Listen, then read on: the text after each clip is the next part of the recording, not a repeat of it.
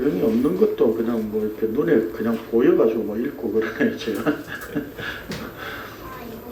오늘 로마서 41번째입니다. 제목은 몸의 속량. 예전 한글판에 성경은 몸의 구속 이렇게 되어 있습니다. 구속이나 속량이나 뭐 다 같은 말인데 몸의 속량입니다. 우리가 로마서를 한 지 너무 오래됐죠. 그래서 다 좀 많이 이렇게 기억에서 이렇게 많이 삭제됐으리라 좀 생각이 됩니다. 우리가 지금 로마서를 하는 그 지금 말씀을 나누는 시점이 어디쯤 와 있는지 잠깐 우리가 좀 생각을 하죠. 로마서는 처음부터 바울 사도가 무엇에 대해서 이야기를 한다고 그랬습니까? 하나님의 복음. 로마서는 전체가 1장 딱 초두에 하나님의 복음에 대해서 이야기를 한다고 그랬죠. 근데 그 하나님의 복음이라고 하는 것은 바로 어떤 의미였습니까? 우리 복음, 내 복음이 아니라 하나님 소유의 복음이었고 그 하나님께서 주신 것이다 라고 하는 의미가 포함되어 있는 말이었죠. 그래서 복음 자체가 하나님께서 주신 겁니다. 하나님 것이고요. 오늘 우리의 것이 아니라는 겁니다. 그런 점에서 로마서 전체를 그러면 어떤 본문을 우리가 생각을 하든지 간에 좀 추우면 끄시죠, 에어컨을.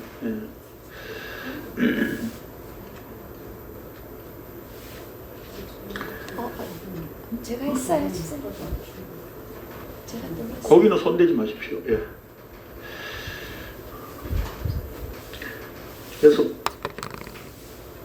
로마서 전체를 어떤 관점으로 보고 해석해야 되느냐라고 하는 것이 1장 1절에 이미 선언이 되어 있는 겁니다. 그렇죠? 근데 우리는 로마서를 자꾸 이렇게 읽어가다 보면 그 복음이 자기 것으로 자꾸 이렇게 해석하는 거예요. 그러다 보니까 자꾸 이제 로마서를 특히 이제 나눌 때에 로마서 1장부터 11장까지는 교리를 말하는 거고 12장부터 끝까지는 우리의 생활에 대해서 말하는 거다. 그렇게 자꾸 나누어요. 아니요. 제가 말씀드리는 것은 1장부터 끝까지 하나님의 복음에 대한 이야기를 하고 있는 겁니다.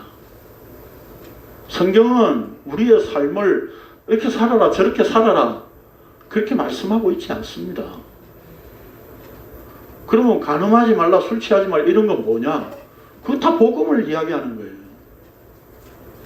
그런데 문제는 우리가 그것을 문자적으로 취해가지고 우리가 자꾸 우리의 삶에 대한 어떤 지침을 주는 것으로 자꾸 착각하고 있는 거예요.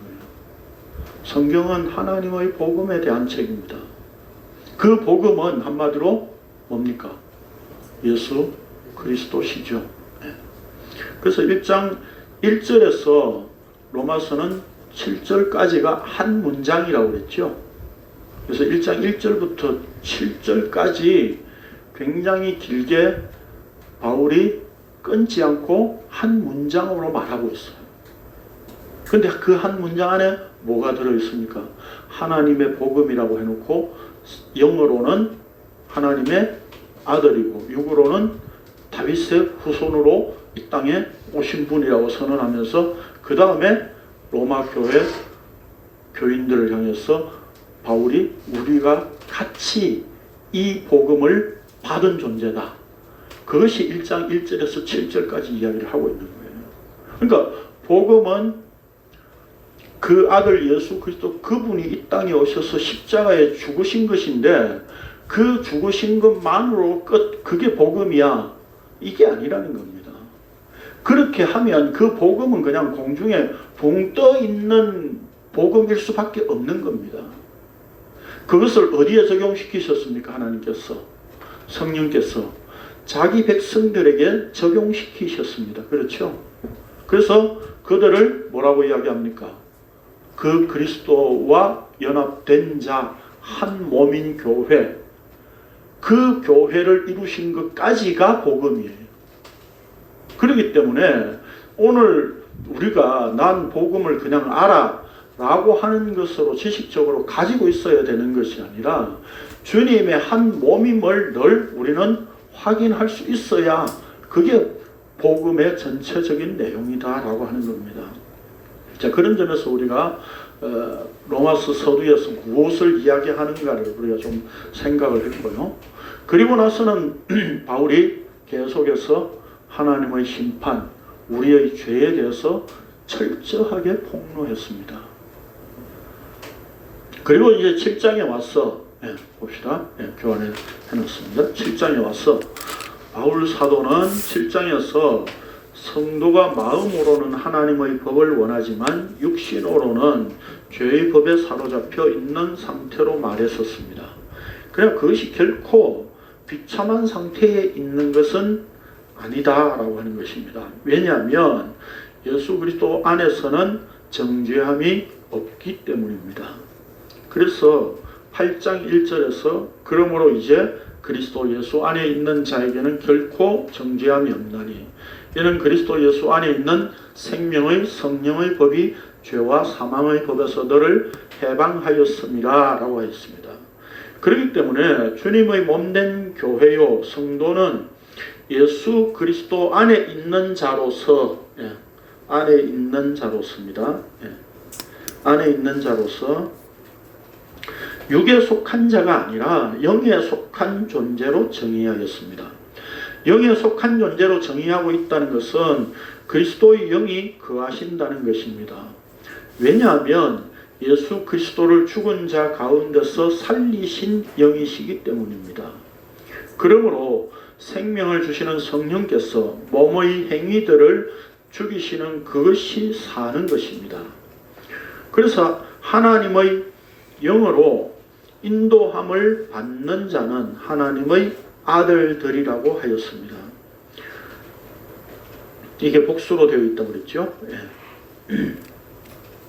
성경에서 아들로 표현된 것은 왜 아들로 표현하고 있느냐면 그 뜻이 상속자라고 하는 개념입니다. 이런 점에서 17절에서 자녀이면 또한 상속자 곧 하나님의 상속자요 그리스도와 함께한 상속자니 우리가 그와 함께 영광을 받기 위하여 고난도 함께 받아야 할 것이니라 라고 하였습니다. 성령께서 자기 백성들을 하나님의 아들로 이끌어 가신다는 것은 마귀가 제안한 것과 같은 십자가 없는 영광, 그게 뭐였습니까? 예수님께서 이 땅에 오셨을 때에 요한에게 세례를 받으시고 성령에 의해서 광야로 끌려가셨죠. 시험을 받기 위해서. 40일 금식기도 아니었습니다. 마귀에게 시험을 받으라고 광야에 끌고 가셨습니다. 성령께서. 근데 거기에서 그 세 가지로 대표되는 시험이 전부 뭐였습니까?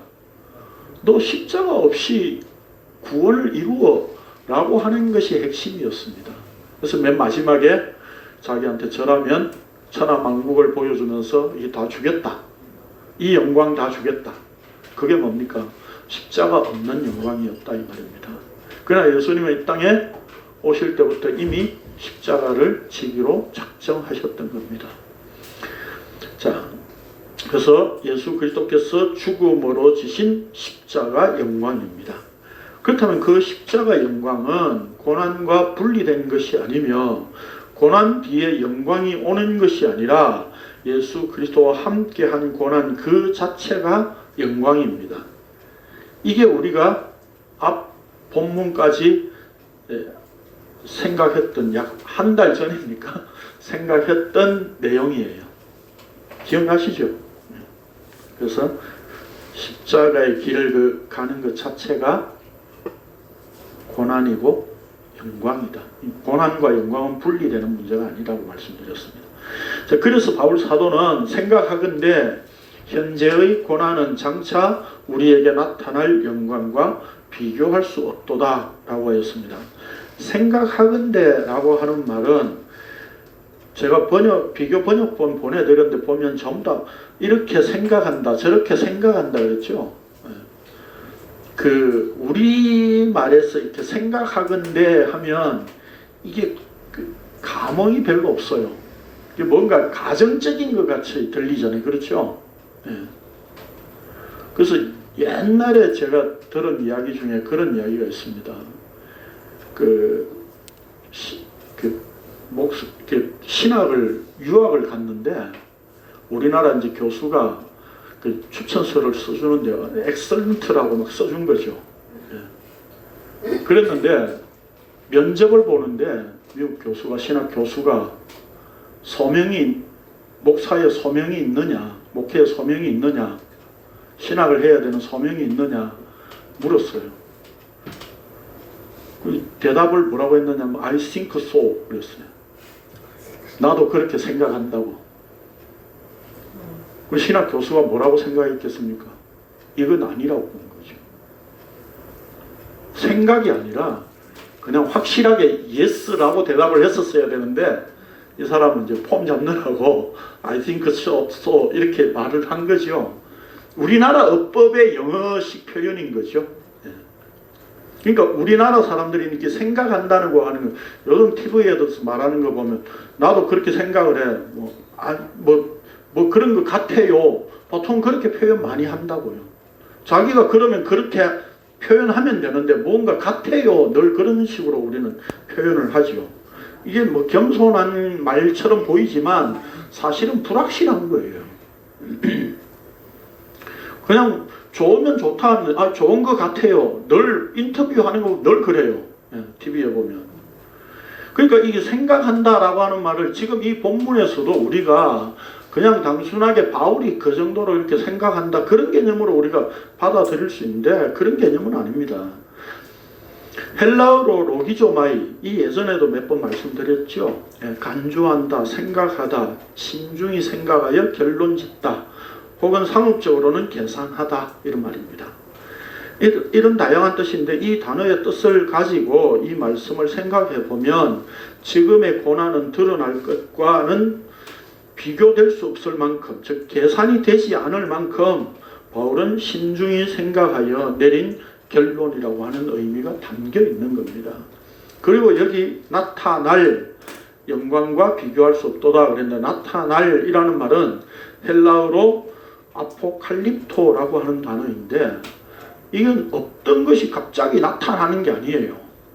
예정이 없던 것, 계획이 없던 게 나타나는, 갑자기 이렇게 생기는 게 아니다 이 말입니다.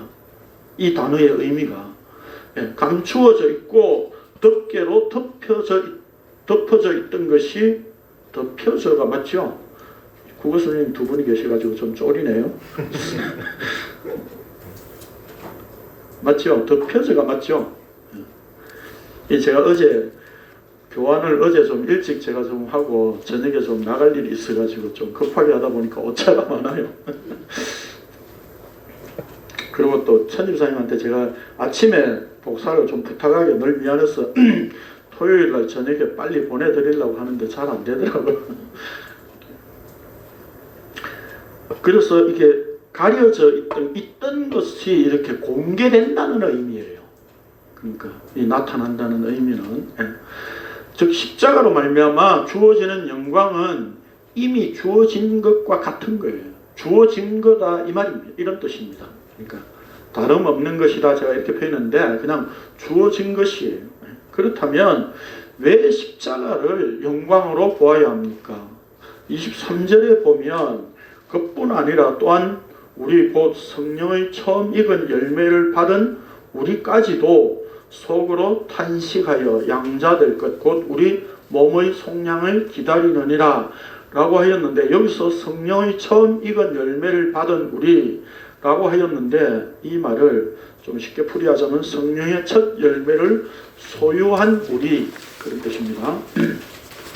즉 성령을 첫 열매로 소유한 자라면 하나님의 구속을 기다리게 되어 있다는 말씀입니다. 성령을 첫 열매라고 하는 이유는 구약을 배경으로 하는 말씀인데 출애굽기와 레위기에 보면 이렇게 말씀하고 있습니다. 연달아서 읽겠습니다. 시작. 내 토지에서 처음 거둔 열매의 가장 좋은 것을 가져다가 너희 하나님 여호와의 전에 드릴지니라. 너는 염소 새끼를 그 어미의 전지로 삼지 말지니라. 여호와께서 모세에게 말씀하여 이르시되 이스라엘 자손에게 말하여 이르라. 너는 내가 너희에게 주는 땅에 들어가서 너희의 곡물을 거둘 때 너희의 곡물을 첫 이삭 한 단을 제사장의 이름으로 대가하시오. 제사장은 너희를 위하여 그 단을 여호와 앞에 기쁘게 하실 신이 되도록 흔들되 안식일은 그날에 흔들 것이며 너희가 그 단을 흔드는 날에 일년되고 흠없는 순양을 여호와께 번제로 드리고 그 소재로는 기름 섞은 고운가루 10분의 1가를 여호와께 드려 화제로 삼으며 향기로운 냄새가 되게 하고 전제로는 포도주 4분의 1을 흘렸을 것이며 너희는 너희 하나님의 예물을 가져오는 그날까지 떡이든지 볶은 곡식이든지 생이삭이든지 먹지 말지니 이는 너희가 거주하는 국토에서 대대로 지킬 영원한 규례이다. 여기서 우리는 이 약속의 땅에서 안식 후 첫날 첫 곡식을 흔들되 번제, 소제, 전제를 아울러 함께 드리라고 한 것을 볼 수 있습니다. 그 의미는 유월절 어린 양의 완전한 희생 때문에 안식을 얻게 되고 누리게 되었다는 것을 고백하는 차원에서 번제와 소제와 전제를 드리며 첫 곡식단을 증거물로 삼는 것이었습니다. 이게 무슨 말인지 이해되십니까? 가나안 땅에 들어가면 첫 것을 드리라. 그렇죠. 처음 거둔 열매. 근데 히브리 원어에서 처음 거둔 열매라고 하는 의미는 시상적인 의미가 아니에요. 다시 말해서 시간적인 의미로 처음 것을 말하는 것이 아니라 모든 수확물에서 가장 좋은 것, 대표되는 것, 그런 의미예요. 그러니까 처음 이렇게 뭐 열매가 이렇게 탁 익으면 이거는 이제 하나님 거, 이런 개념이 아니다 이 말입니다. 그러니까 우리가 뭐 한국 교회에서도 지금 뭐라고 그럽니까? 처음 직장 잡아서 가면 첫 월급은 다 바쳐야 된다고 이 목사들이 사기치는 거죠, 한마디로.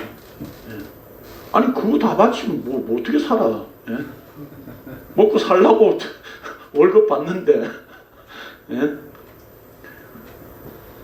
만약에 이것이 처음 이게 시상적인 문제가 아니라는 걸 안다면 또 뭐라고 할까요?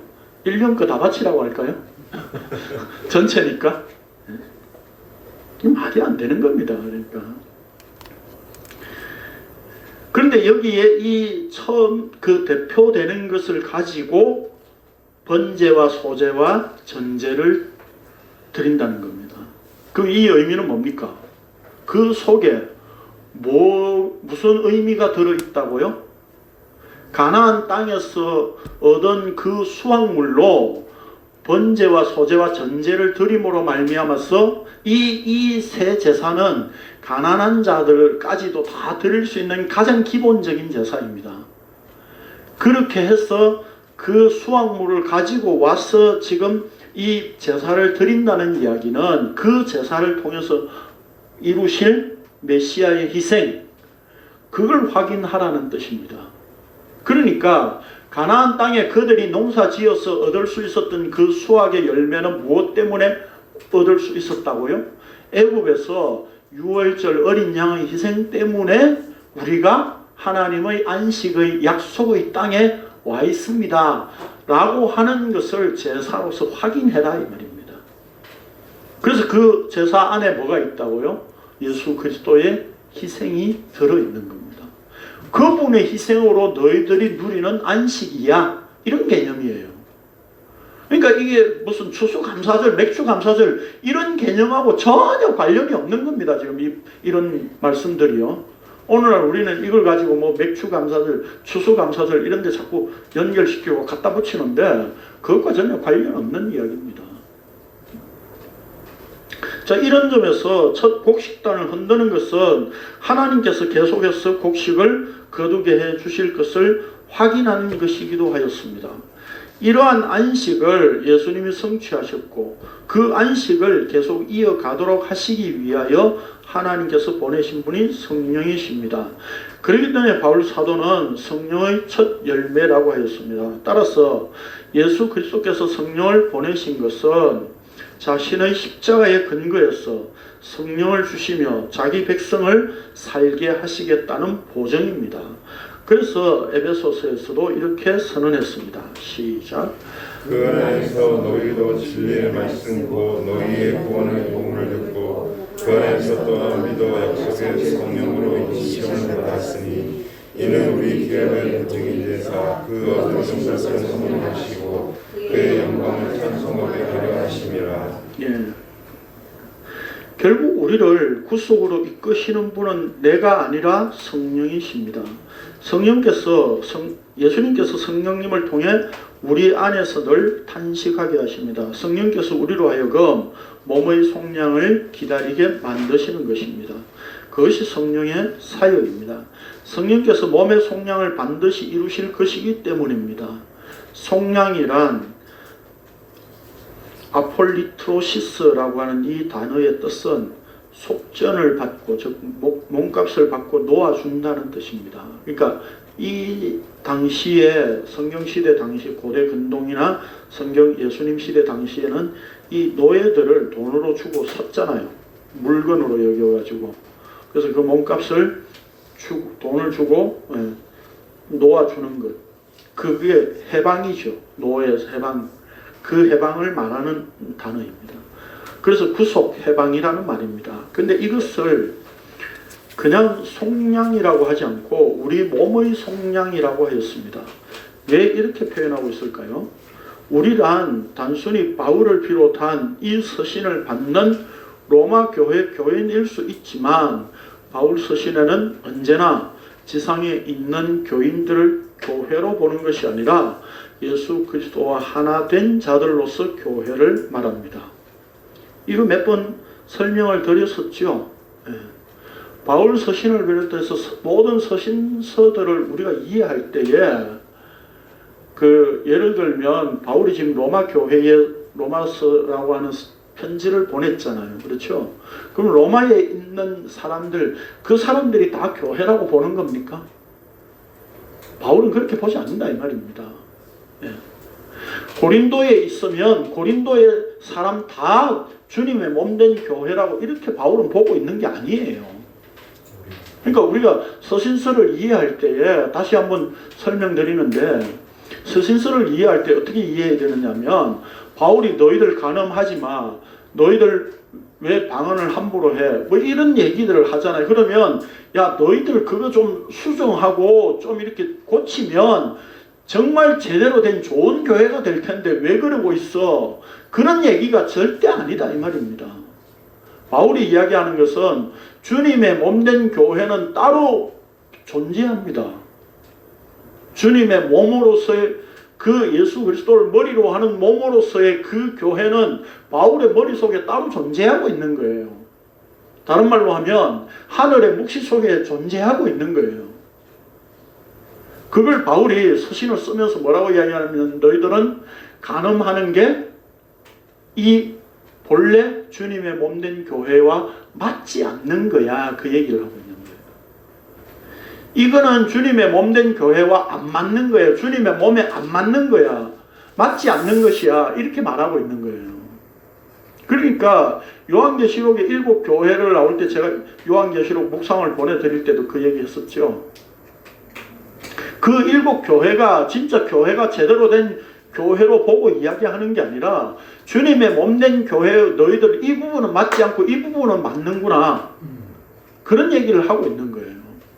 그러니까 오늘날도 우리가 주선교회라고 교회라고 이름 붙였으니까 그냥 주님의 몸된 교회다 이게 아니라 오늘 말씀을 통해서 우리가 그 말씀 속에 드러난 우리의 삶의 모든 모습들이 복음과 일치하느냐, 그 일치하는 자가 주님의 몸된 교회야, 이런 얘기를 하고 있는 겁니다.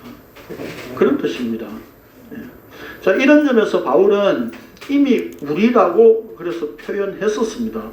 로마서 1장 좀 보죠. 1장에. 아까 설명드렸는데, 로마서 1장 1절에서 4절까지가 복음의 핵심에 대해서 이야기를 했죠. 그래서 곧 우리 주 예수 그리스도시니라 그랬죠. 이제 그래서 그로 말미암아 우리가 은혜와 사도의 직분을 받아 그의 이름을 위하여 모든 이방인 중에서 믿어 순종하게 하나니 그렇죠. 여기 우리라고 하는 말이 나오잖아요. 그렇죠.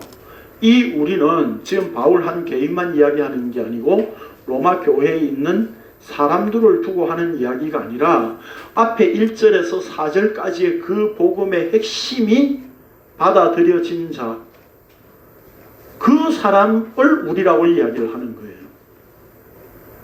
그게 나중에 또 나옵니다. 어디에 나오느냐 하면 6장에 나옵니다. 6장에. 교환에 지금 해놨죠? 이거 제가 어제 바빠서 그랬는지 그냥 어디서 걸고 오다 보니까 침례로 되어 있는데 제가 침례를 반드시 주장한다 그런 건 아닙니다. 읽어봅시다. 시작. 무릇 그리스도 예수와 하여 침례를 받는 이는 그의 죽으심과 합하여 침례를 받은 줄을 알지 못하느냐. 그러므로 우리가 그의 죽으심과 합하여 침례를 받음으로 그와 함께 장사되었나니 이는 아버지의 영광으로 말미암아 그리스도를 죽은 자 가운데서 살리심과 같이 우리로 또한 새 생명 가운데서 행하게 하려느니라. 만일 우리가 그의 죽으심과 같은 모양으로 연합한 자가 되었으며 또한 그의 부활과 같은 모양으로 연합한 자도 되리라. 그러니까 예수 그리스도와 합하여 죽고 살아난 자, 부활된 자, 이들을 뭐라고 이야기합니까? 주님의 몸으로 하나 된 자지요. 그게 뭡니까? 그게 교회다 이 말입니다. 그러니까 여기 바울이 지금 우리 몸의 속량 이렇게 말했을 때에 우리 몸 개개인이 다 구원을 받아야 돼, 그런 의미로 설명하는 게 아니라 여기 우리의 몸은 뭡니까? 그리스도의 몸, 하나 된 그 몸, 우리로서 그리스도와 연합된 자로서 이루는 우리의 몸, 그 몸이 뭡니까? 바로 교회다 이 말입니다. 저 무리한 해석입니까? 근데 이렇게 보고 이렇게 풀어놓은 로마서가 없어요. 근데 만약에요, 이게 제가 해석이 잘못됐으면 뒤에 가서 꼬이게 됩니다. 근데 이렇게 보지 않으면 8장 전체가 어그러집니다. 나중에 한번 보십시오. 다음 주에 뭐 같이 전체 하게 될 것 같은데, 뒤에 로마서 8장의 뒷부분에 보면 합력하여 선을 이룬다 그랬죠. 그걸 우리 전부 다 뭐 어떻게 생각합니까? 우리 개개인이 어떤 일을 하든지 하나님이 다 이렇게 조합해가지고 선을 이룬다, 좋은 길로 이끌어 가실 거야, 이런 개념으로 생각하고 받아들인다 이 말입니다. 개인 구원으로 보게 되면. 근데 합력하여 선을 이루는 그건 뭡니까? 주님의 몸을 이룬다는 개념입니다. 그렇기 때문에 여기서 이 우리의 몸을, 이게 나 개인의 어떤 몸이, 이 육체가 나중에 이렇게 구원을 마지막에 받을 거야 라고 하는 개념으로 설명하는 게 아니다 이 말입니다. 우리의 몸이라고 하는 이것 자체를 그리스도와 하나 된 몸, 그 몸을 이야기한다 이 말입니다. 그걸 이미 로마서는 처음부터 그걸 계속 이야기를 했었고요. 또 그렇다면 여기서 말씀하고 있는 우리 몸의 속량이란 예수 그리스도와 연합된 몸의 속량을 의미하는 말입니다. 다시 말해서 예수 그리스도를 머리로 한 그의 몸된 교회입니다. 그래서 우리가 소망으로 구원을 얻었음에 보이는 소망이 소망이 아니니 보는 것을 누가 바라리요. 만일 우리가 보지 못하는 것을 바라면 참음으로 기다릴지니라 라고 말씀하고 있습니다. 이 말씀에서 우리가 소망으로 구원을 얻었음에 라고 하는 말은 직역을 하면 소망을 향해서, 소망 안에서 구원을 얻었다는 의미입니다. 우리는 죄악된 세상의 몸으로 살고 있지만 성령께서 필연적으로 주실 주님의 몸으로 이루실 것, 아니 묵시 속에서 이미 이루신 것을 역사 속에서 기다리고 있는 것입니다. 그렇기 때문에 소망으로 구원을 얻었다고 말씀하였습니다. 시간에 관한 문제가 아니라 시간만 때우면 될 것이라는 사고방식으로 사는 것이 아닙니다.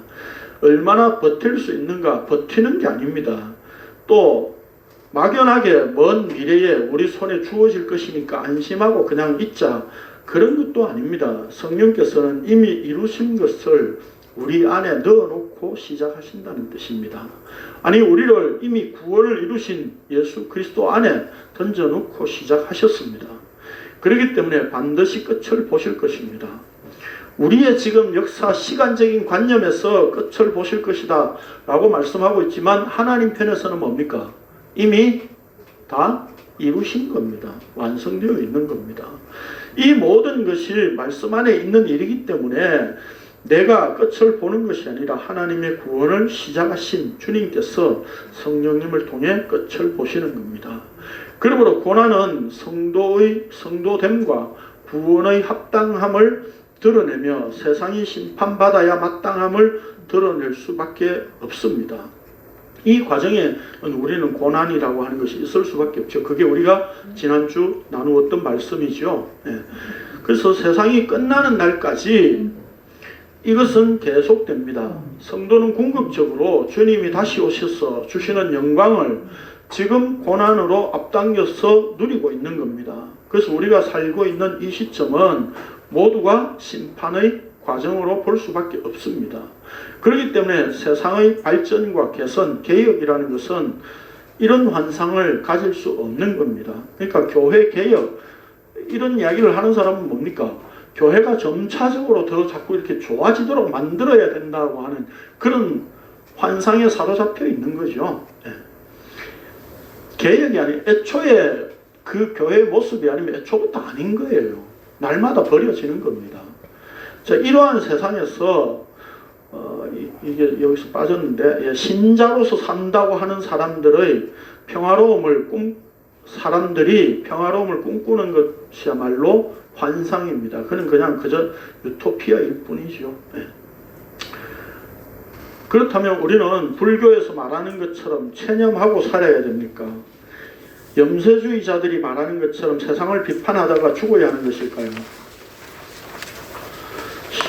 비관을 넘어서 초월하고 초인처럼 되어야 하는 겁니까? 그것이 아니라 성경이 말씀하고 있는 것은 이런 것과는 전혀 다른 차원의 세계로 옮겨진 것이라고 말씀하고 있습니다. 그렇게 표현되어 있습니다. 읽어봅시다. 시작. 그가 우리를 흑암의 권세에서 건져내사 그의 사랑의 아들로 나라로 옮기셨으니 그 아들 안에서 우리가 성령 곧 제사함을 얻었도다. 이 땅에서 우리의 삶을 자꾸 이렇게 점차적으로 개선시키고 좋게 만들어서 구원을 얻는 게 아니다 이 말입니다. 구원받아서 또 우리가 고쳐야만 천국에 완성돼서 들어갈 수 있는 그런 개념도 아니다 이 말입니다. 여기 흑암의 권세에서 건져내서 사랑의 아들의 나라로 옮기셨어요. 그걸 속량이라고 이야기하는 겁니다. 그러면 지금 우리가 할 수 있는 것이 무엇입니까? 성경이 우리에게 말씀해 주고 있는 것은 이렇듯 하나님의 언약은 묵시 속에서 온전히 완성하신 것을 역사 속에 드러내고 계시기 때문에 피조물이 고대하는 바는 하나님의 아들들이 나타나는 것이니 피조물이 허무한 데 굴복하는 것은 자기 뜻이 아니요 오직 굴복하게 하시는 이로 말미암음이라. 그 바라는 것은 피조물도 썩어짐의 종로로 단돼서 해방되어 하나님의 자녀들의 영광의 자유에 이르는 것입니다. 피조물이 다 이제까지 함께 탄식하며 함께 고통을 겪고 있는 것을 우리가 아느니라. 이게 지금 하나님의 언약을 그 묵시 속에 있는 완성된 주님의 몸된 교회를 역사 속에 드러내고 있는 모습이다 이 말입니다. 여기 피조물이란 말은 좀 더 정확하게 번역하면 하나님의 창조 세계를 말합니다. 그리고 여기 고대하는 이라는 말은 이거 제가 단어를 안 써놨네요. 헬라어로는 아포카라도키아입니다. 아포카라도키아인데 이 말은 아포, 카라, 데코마이가 합성으로 만들어진 단어예요. 그러니까 뭐뭐로부터 머리, 그 다음에 앞으로 내밀다 라고 하는 이 단어가 합성된 단어예요. 그러니까 한마디로 머리를 내미는 것을 의미하는데 우리말로 목 빠지게 기다린다 라고 하는 말로 표현될 수 있는 말입니다. 그러니까 고대한다는 말은 그냥 단순히 그냥 기다리면 오겠지 그런 개념이 아니다 이 말입니다. 그 외에 어떤 그 자동차 보험회사 광고 중에 그런 거 있죠. 예. 긴급 출동 불렀는데 오나 안 오나 이렇게 미어캣처럼 이렇게 있는 그 광고 있죠. 예. 그런 것처럼 목 빠지게 기다린다 이 말입니다. 모든 하나님의 창조 세계가. 자, 왜 그렇습니까? 자, 예수 그리스도의 십자가 영광에 의해 하나님의 아들들이 온전히 다 드러나는 그때까지 기다리도록 하나님의 창조 세계가 만들어진 것입니다. 그래서 다윗은 시편에서 이렇게 찬양했습니다. 읽어봅시다. 시작. 다윗의 인도자를 따라 부르는 노래. 하늘의 하나님의 영광을 선포하고 공창이 그의 손으로 하신 일을 나타내는도다. 나는 나에게 말하고 밤은 밤에게 지식을 전하니 언어도 없고 말씀도 없으며 들리는 소리도 없으니 그의 소리가 온 땅에 통하고 그의 말씀이 세상 끝까지 이르도다. 하나님의 힘을 위하여 하늘의 장막을 베푸셨도다. 네. 말씀이 끝까지 이루어지는 이 창조, 처음 창조하신 때부터 말씀이 끝까지 이루어지는 이 세상, 여기에 뭐가 있다는 겁니까? 모든 하나님의 창조 세계가 말하고 있고 지식을 전하고 있다는 겁니다. 근데 문제는 뭐예요? 사람들은 그 소리를 못 들을 뿐이에요. 예. 그러니까 여기에 이런 내용 가지고 일반 계시고 특별 계시고 이렇게 나누어서 생각할 문제가 아니에요. 하나님께서 왜 창조하셨느냐 하면 바로 아들 예수 그리스도를 이 땅에 보내시고 그 몸의 속량을 이루시는 그걸 위해서 이 세상을 창조하셔서 이 역사를 길게 이끌어 오셔가지고 그 속에서 이미 다 창조 세계를 통해서 보여주고 있다는 겁니다. 그 아들 예수 그리스도를 설명하기 위해서 세상을 창조하셨다는 뜻입니다. 예. 그렇게 해서 다 예수 그리스도를 지금 이야기하고 설명하고 말씀하고 있지만 그 말씀이 끝까지, 그러나 그 세상을 통해서 창조 세계를 통해서 인간들은 아무도 그 말을 알아듣는 자가 없다는 겁니다.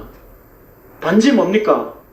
예수 그리스도를 이제 알게 된 자는 이 창조 세계가 바로 예수 그리스도를 이야기하기 위해서 하나님께서 창조하셨군요 라고 하는 것을 비로소 이제 알게 된다는 겁니다. 우리를 위해서 하나님이 이 세상을 창조하셨다, 그런 개념이 아니다 이 말입니다. 오늘 교회가 어린아이들의 특히 주일학교에서 그런 개념으로 다 가르치죠. 노래하고 우리를 위해서 하나님이 아름다운 세상을 창조하셨다. 그래서 뭡니까? 야외 예배 가면 맨날 뭐 부릅니까? 참 아름다워라 주님의 세계는. 전부 지중심에 자기 구원을 위해서 하나님이 베풀어 놓고 이렇게 펼쳐 놓으신 것처럼 착각하고 있는 거예요. 아니, 그 모든 것들이 예수 그리스도를 위해서 펼쳐 놓으신 그림들입니다. 자, 이런 점에서 하나님의 창조는 예수 그리스도에 의해 하나님의 아들들이 나타날 것을 드러내기 위한 것이었습니다. 그래서 예수 그리스도 그분의 십자가를 통해서 자기 백성들을 아들들로 온전히 드러내시는 것, 이게 하나님의 구원의 완성이에요. 그러므로 오늘 우리의 삶을 한마디로 표현한다면 참음으로 기다릴지니라 25절에서 말한 겁니다. 물론 여기서 참음으로 기다린다는 것도 내가 기다리는 것이 아니라 십자가의 은혜와 하나님의 사랑 안에 머물러 있도록 성령께서 이끄신다는 뜻입니다. 그래서 성령께서 우리 몸의 구속을 이루신다고 표현하고 있는 겁니다. 세상에 기대를 거는 것이 아닌 세상 밖에서 오는 것을 기다리는 것입니다. 세상에서는 기대할 것이 전혀 없기 때문에 하늘에서 오는 영광을 기다려야 하는 것이라면 결국 주님의 몸된 교회요 성도는 이 세상의 것, 땅의 것은 영광스러운 것이 아무것도 없다는 것을 이제 아는 자로 사는 겁니다. 그걸 참고 기다린다는 겁니다. 막연하게 버티는 거 아닙니다. 참는다고 해서 내가 주님 오실 때까지 어쨌든지 내가 참아볼게요.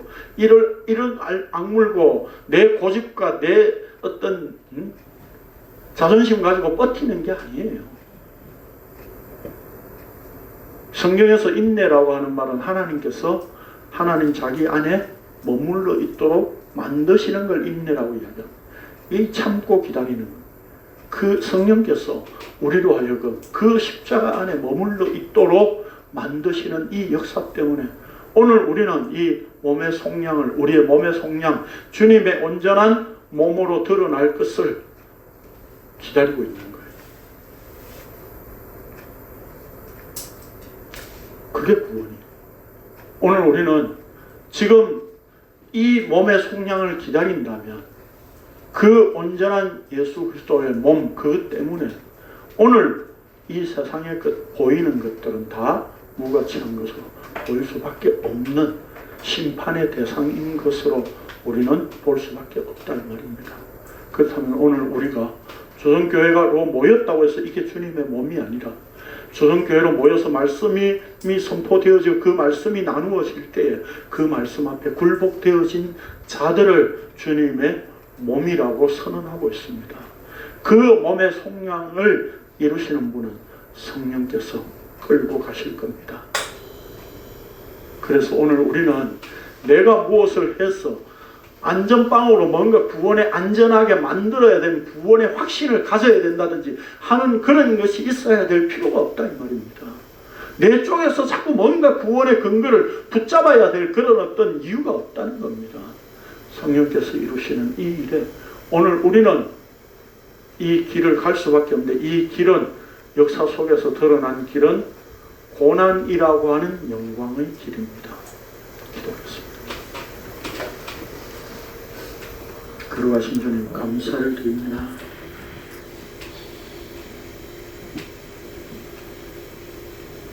참으로 세상 속에서 고난으로 가는 이 십자가의 길이 영광의 길인 것을 우리 모두가 다 믿음으로 고백하게 하여 주옵소서. 예수님의 이름으로 기도합니다.